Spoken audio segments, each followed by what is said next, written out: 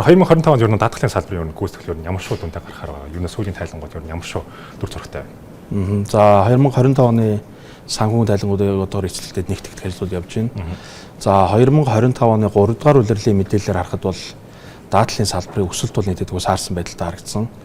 За өнгөрсөн 2 жилдээ харьцуулахад бол бараг 3 дахин өсөлт нь бол буурсан. Ер нь ковидын үеийнхээс ч ер нь бага болчиход байгаа тийм нөхцөл байдалтай байсан. Орлого талаас нь нөхөн хэлбэр талаас нь эсрэгээр бол бас стил өндөр өсөлттэй явж байгаа. Ерөнхийдөө бол энэ 25 оны жилийн зэрэгт нийт нөхөн хэлбэр бол ер нь өнгөрсөн жилээс бас бага хэмжээр өссөн байдалтай ингэж гарахаар харагдаж байгаа. Тэгвэл хаана даатгалын хувьд харцах юм бол 2023 оны сүүлийн одоо хорооноос нийтлсэн тайлан сарахад 3 дугаар улиралд бол ингэдэг сайн өсөлттэй багш харагдсан шүү. Тэгэхээр энэ 2025 онд ер нь эцсийн байдлаар ямар шүү гүйцэтгэлтэй гарах гэж байна. Ерөнхийдөө 3 дугаар улирлын нөхцөл байдлаа хадгалж үлдэх болов гэж бодож байна. За хаана даатгал компанийн хувьд онцлог талаас нь яриад үзэх юм бол топ 3 даатгалын компанийн нэг орлого талаас бол тийм нөхцөл байдалтай байж байгаа. За нийт хурамжийн орлогоор бид нар 3 дугаар байрны, цэвэр хурамжийн орлогоор 4 дугаар байранд явж байгаа бол нэг сонирхолтой үзүүлэлт гэх юм бол нөхөн хэлбэрийн үзүүлэлтээр ерөнхийдөө салбартаа тэргүүлж байгаа. За өмнө нь түүхэнд бол 1 жилийн олгосон нөхөн хэлбэрийн хэмжээ бол 20 тэрбумд авч ирсэн компани бол байгаагүй. За энэ онд бол хаана даатгал компани бол 30-60 тэрбум төгрөгийн нөхөн хэлбэрийг бол 25 оны байдлаар олгосон ийм нөхцөл байдалтай явж байгаа. Тэгэхээр мэдээж нөхөн хэлбэр нэлээдгүй одоо түүхэн дэд хэмжээнд хүрээд байгаа юм бол ер нь бол ашигт ажиллагаа хадгалахад ер нь бол орлогын хэмжээд тодорхой хэмжээд өсөж чадсан болоо ер нь бол ашигт ажиллагааны яваад харж үзэх юм бол ер нь ямар шүү. За ашигт салбарын ашигт ажиллагаа бол харьцангуй сар мөрсөн байдалтай харагдаж байсан. За хаана даатгал компани хувьд ч гэсэн өнгөрсөн онтойгоо харьцуулбал ашигт ажиллагаа бол тодорхой хэмжээд мэдээж буурсан ийм нөхцөл байдалтай явж байгаа. Гэхдээ нөхөн хэлбэр өндөр олголоо гэж шууд одоо нэг ашиг алдагл тал руугаа орчдөг гэсэн тийм ойлголт бол байхгүй. Тэр бол мэдээж тухайн компани одоо эрсдлийн менежментийг яаж хийж хэрэгжүүлж байгаас шууд хамааралтай байдаг. За бидний хувьд бол одоо бидний өөрсдийн тодорхой даатгах сонирхолтой эрсдэл хэмжээ гэж байдаг. Тэр хэмжээг хүртэл өөрсдөө даатгаа. За тэрнээс давсан хэсэг бол одоо олон улсын нэр хүнд бүхий давхар даатгалын компаниуд ингэж даатгуулж явдаг. За өнгөрсөн оны манай бас олгосон нийт нөхөн хэлбэрийн талаас дээшээ хувийг нь бол давхар даатгалын компаниуд ерөөдөө ингэж олгосон байж байгаа.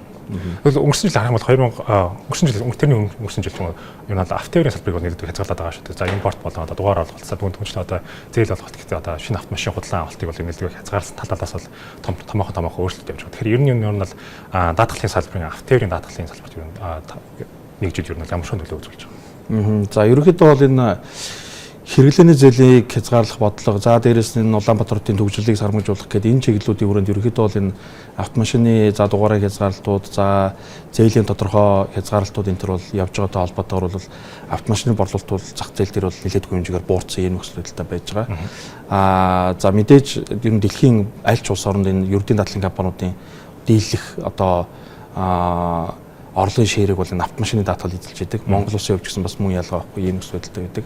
Сүүлийн 5 жилийн өсөлтийг хараад үзэх юм бол автомашин, эрүүл мэндийн даатгал бол одоо хамгийн өндөр өсөлттэй байсан жишээ нь тий.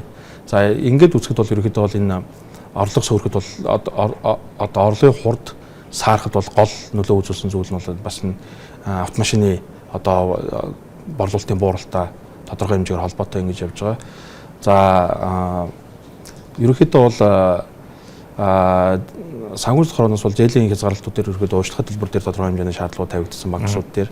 За дээрээс нь өөр орлогын харьцааг ерөнхийдөө тодорхой хэмжээнд бариулдаг ийм нөхцөл байдалтай болсонтой холбоотойгоор бол эрэлт нийлээдгүй хэмжээгээр ерөнхийдөө саармагчаад ер нь энэ чигээрээ бол энэ тээврийн хэрэгслийн даатгал бол нийлээдгүй буурсан байдалтай харагдаж байгаа. Тэгэхээр статистик мэдээс харах юм бол даатгалын салбар, эрдэнэ даатгалын салбар ер нь бол дийлэн хэсгийг одоо даатгалж байгаа дийлэн хэсэг харах юм бол хөрөнгөний даатгал болон автомашины даатгал гэж бүрдүүлж байгаа.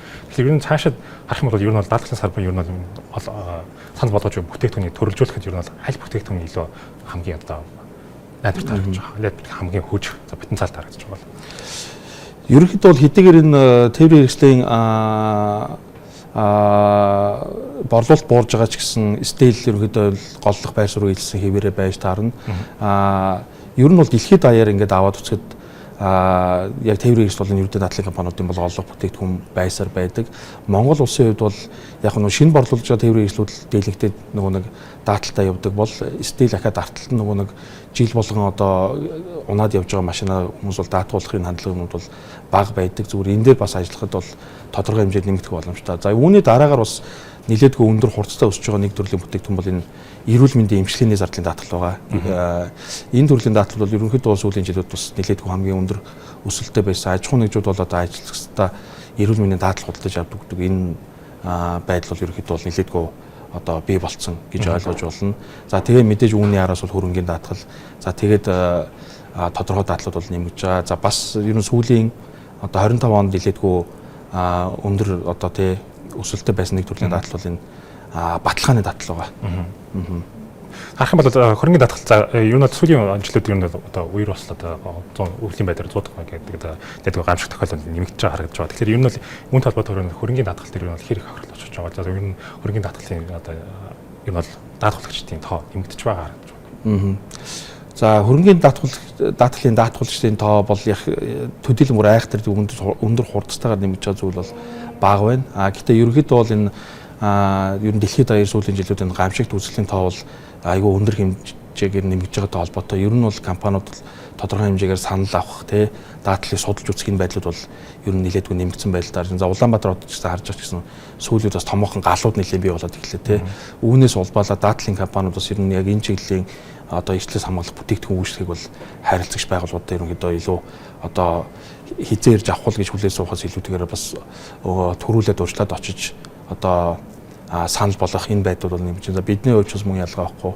Жишээ нь одоо 21 аймгийн худалдааны төв, зах худалдааны төвүүдийн одоо худалдааны аймаг эрхлэгчдийн ерөнхийдөө өөрсдийн параметрын за тэгээд магадгүй захуудын хөрөнгөний даатгалууд дээр бол тодорхой бас онцлог бүтээгдэхүүнээ санал болгоод явж байгаа. Тийм төсөлтэй.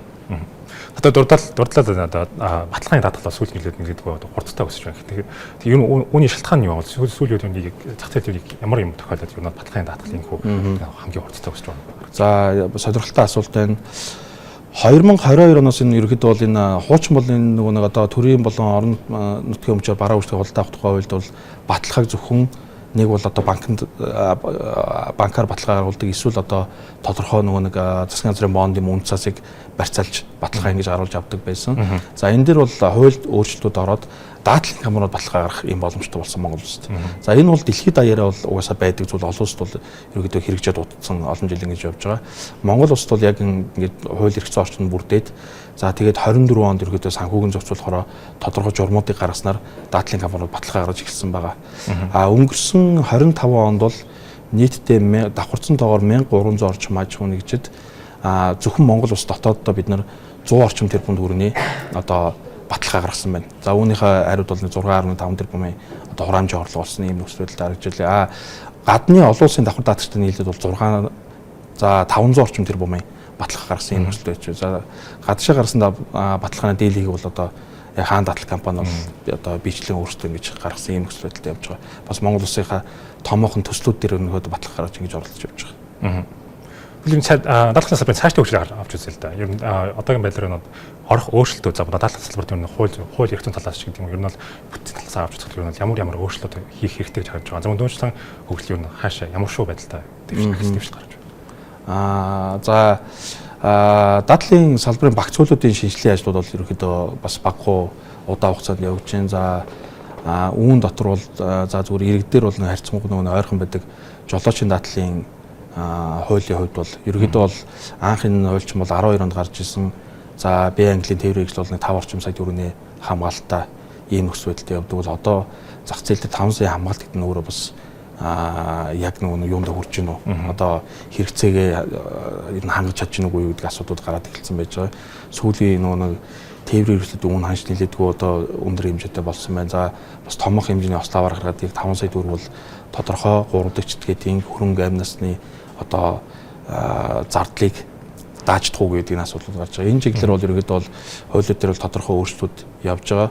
За зөвхөн зах зээлийн тоглогч гэдэг утгаас аваад харах юм бол хаан даатгал компанийн хувьд бол одоо сүүлийн үед бол илүү боловсруулж хөгжүүлж байгаа бүтээгдэхүүн нь бол энэ баталгаан дээр суурилсан юм бүтээгдэхүүнүүд байж байгаа. Магадгүй одоо шинэ орон сууцны урт халбарын баталгаа гэдэг ч юм уу эсвэл одоо түрүүч хийсэн нөгөө нэг тээврийн хэслийн зээлийн нөхцөл байдлууд нэлээдгүй хүндсэн энэ нөхцөл байдал дээр тээврийн хэслийн урт халбарын баталгаа гаргах ч юм уу энэ чиглэлээр бүтээгдэхүүн үйлчлэгээ за магадгүй малчтын зээлийн одоо баталгаа гэдэг ч юм уу энэ төрлийн бүтээгдэхүүнүүд бол нэлээдгүй хэмжээгээр хөгжүүлж судалж ингэж явж байна.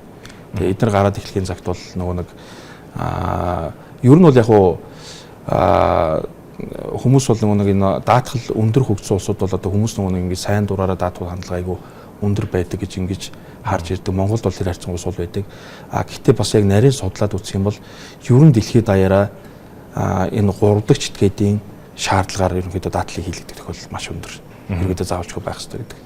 Утгаараа ер нь тэр нэлээд өндөр. Тэгэхээр яг үүнтэй адилхан бол бид нар бол энэ санхүү одоо тодорхой санхүүжүүлэгч байгууллагуудын ерөнхийдөө шаардлаган дээр орж байгаа дадлуудыг илүү одоо хөгжүүлж зах зээлд бий болгож гарах юм ерөнхийдөө сонирхолтой ингэж явж байгаа.